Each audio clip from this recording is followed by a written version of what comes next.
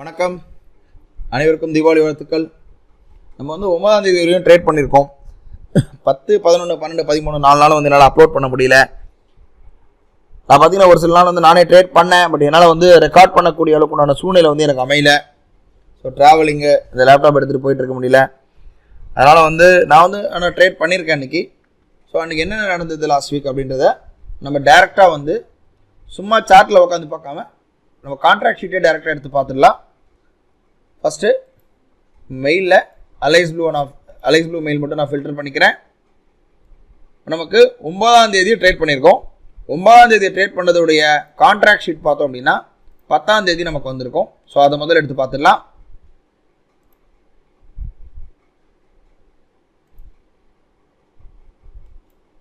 தேதி ட்ரேட் பண்ணியிருக்கக்கூடிய மெயிலு அன்றைக்கி நம்ம ஃபியூச்சர்ஸும் ப்ளஸ் 27,300 27,400 கால் ஆப்ஷன் எடுத்து பண்ணியிருக்கோம். அன்றைக்கி நம்ம பார்க்குறோம் 5,765 ரூபா, நம்ம 5,800 போட்டிருந்தோம். அன்றைக்கி ப்ரோக்கரேஜஸ் எல்லாம் போக நமக்கு நெட்டு கிரெடிட் ஆனது பார்த்தோம்னா 4,700 கிட்ட கிரெடிட் ஆகிருக்கு.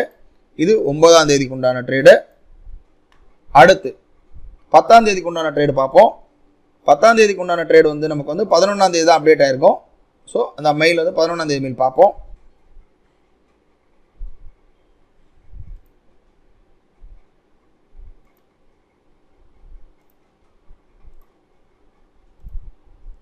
இது 11ஆம் தேதி மெயிலு. 10ஆம் தேதி ட்ரேட் நடந்தது, அதாவது அன்றைக்கி நான் அப்லோட் பண்ணலை. அன்றைக்கி பார்த்தோன்னா ஃபியூச்சர்ஸும் 28,100 கால் ஆப்ஷன் பண்ணியிருக்கோம். ஓவரால் வந்து 2,900 ரூபா கிட்ட நமக்கு எம்டிஎம் மைனஸ் வந்திருக்கு. ப்ரோக்கரேஜோட சேர்த்து 3,800 ரூபா கிட்ட மைனஸ் இருக்குது. இது வந்து 10ஆம் தேதி நடந்ததுக்குண்டான ட்ரேடு.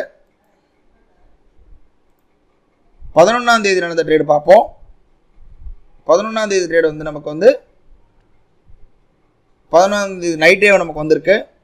12ஆம் தேதி வந்திருக்கு.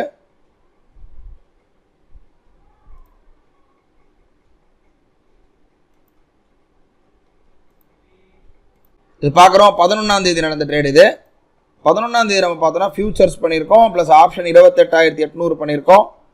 அன்னைக்கு பார்த்தோன்னா நமக்கு வந்து 16,216 ரூபா கிட்ட ப்ராஃபிட் வந்திருக்கு கிரெடிட் நமக்கு. அண்ட் அதில் பார்த்தீங்கன்னா நமக்கு ப்ரோக்கரேஜ் எல்லாம் போக 14,078 நமக்கு கிரெடிட் ஆகிருக்கு. இது வந்து 11ஆம் தேதி உண்டான ட்ரேடு.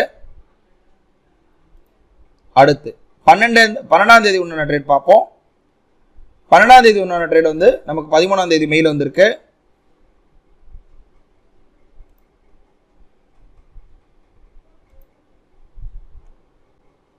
இது 12ஆம் தேதி உண்டான ட்ரேடுடைய கான்ட்ராக்ட் ஷீட்டு பார்க்குறோம். ஃபியூச்சர்ஸும் 28,300 400 கால் ஆப்ஷன் 500 600 இதெல்லாம் கொஞ்சம் மேனுவல்லாம் பண்ணது சேர்த்துருக்கு. அன்னைக்கு பார்த்தோன்னா நமக்கு வந்து 36,137 ரூபா கிரெடிட் வந்திருக்கு. ப்ரோக்கரேஜ் எல்லாம் போக 34,300 ரூபா கிட்ட அன்னைக்கு ப்ராஃபிட் வந்திருக்கு.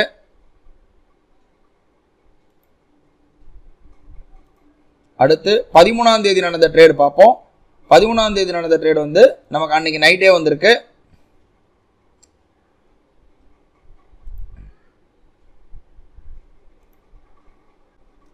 பதிமூணாம் தேதி ட்ரேடில் பார்த்தோம் அப்படின்னா நமக்கு வந்து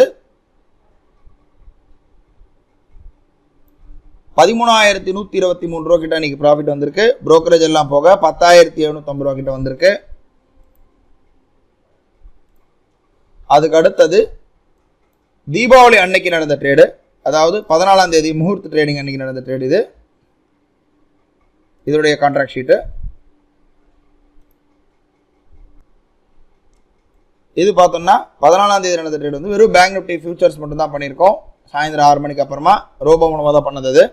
3,813 ரூபா கிட்ட கிரெடிட் வந்திருக்கு. ப்ரோக்கரேஜ் போக 3,145 ரூபா கிட்ட ப்ராஃபிட் வந்திருக்கு.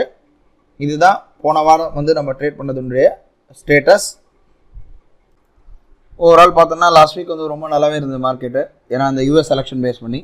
ஸோ ஆல்மோஸ்ட் ஒரு 62,000 கிட்ட ப்ராஃபிட் வந்தது. நாளையிலேருந்து லைவ் ட்ரேட் நம்ம தொடர்ந்து கவர் பண்ணலாம். நன்றி, வணக்கம்.